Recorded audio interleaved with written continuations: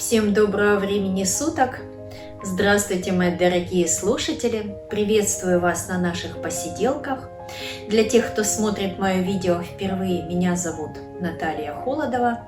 Я врач-психотерапевт. Я очень люблю позитивные анекдоты, люблю юмор и поэтому щедро с вами делюсь. Вот и сегодня я вам предложу очень что-то интересное. Зная такую мою особенность, что я веселый человек и люблю всякие байки, мне подарили книжку, в котором собраны анекдоты, в том числе и на профессиональную тему, и записки из историй болезни, о том, как люди выражают чувства, эмоции. И, конечно же, это из моей сферы, из моей работы. То есть вы уже поняли, это из психиатрии, из психотерапии.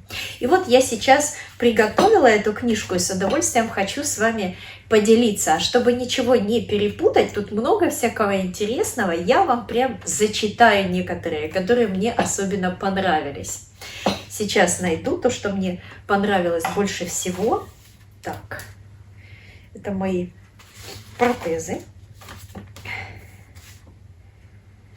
Так, ну-ка, смотрите.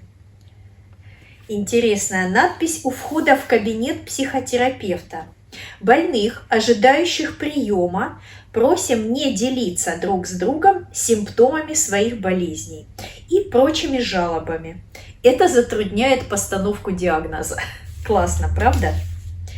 2 пациента в психиатрической больнице ведут обсуждение. Тебе понравилась книжка, которую я дал тебе почитать? Да ничего, отвечает второй. Только сюжет размыт, и главных героев многовато. И тут крик медсестры в коридоре. «Эй, вы, психи, куда вы телефонный справочник мой опять стащили?» Сейчас еще. «Мучают ли вас эротические сны?» – спрашивает психотерапевт у клиента. «Почему мучают, доктор?» – отвечает тот.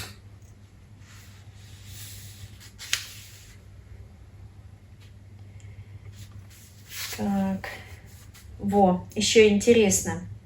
На приеме. «Доктор, у меня проблемы с потенцией». «Ну так что же вы хотите в 70 лет? Возрасту вы, батенька», отвечает доктор. «А вот у меня сосед, ему 75, так он такое рассказывает». А что вам мешает такое же рассказывать? Сейчас еще найду.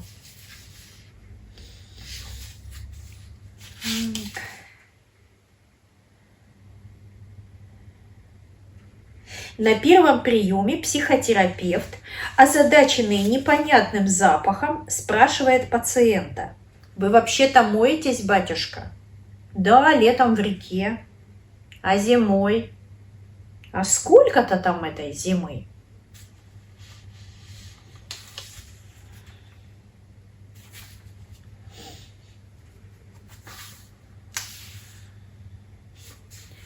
Женщина на приеме у психиатра. «Знаете, у моего мужа явный сдвиг. Он думает, что он – это не он, и я – это не я.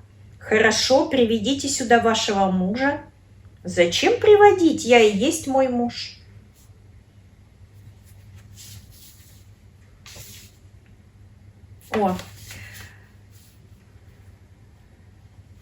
Психиатр. «Я затрудняюсь поставить диагноз. Наверное, у вас алкоголизм». Пациент. «Хорошо, доктор. Я приду, когда вы будете трезвыми».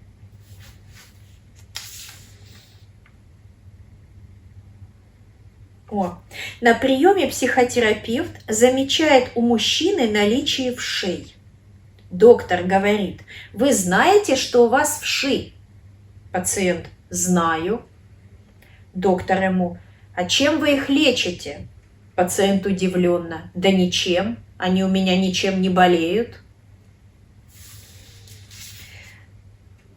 Вот еще мне понравилось. Женщина жалуется психотерапевту: «Доктор, мой муж болен». И в чем это проявляется? Он каждое утро пьет кофе. Не вижу в этом такого уж ничего плохого. Я, например, тоже каждое утро пью кофе. Дело в том, что он пьет кофе из белой фарфоровой чашки. Именно из белой фарфоровой чашки. Ну и что? Я тоже пью кофе. И тоже из белой фарфоровой чашки. Но дело в том, что после того, как он выпивает кофе, он эту чашку съедает. Остается только ручка. Да, действительно странно. Ведь ручка – это же самое вкусное, отвечает доктор. Ну, на сегодня все. Посмотрю, что здесь еще есть интересного. Я еще не прочитала книжку. Спасибо вам за внимание. Приходите на наши посиделки, приготовлю для вас еще что-нибудь смешное. И до новых встреч. До свидания.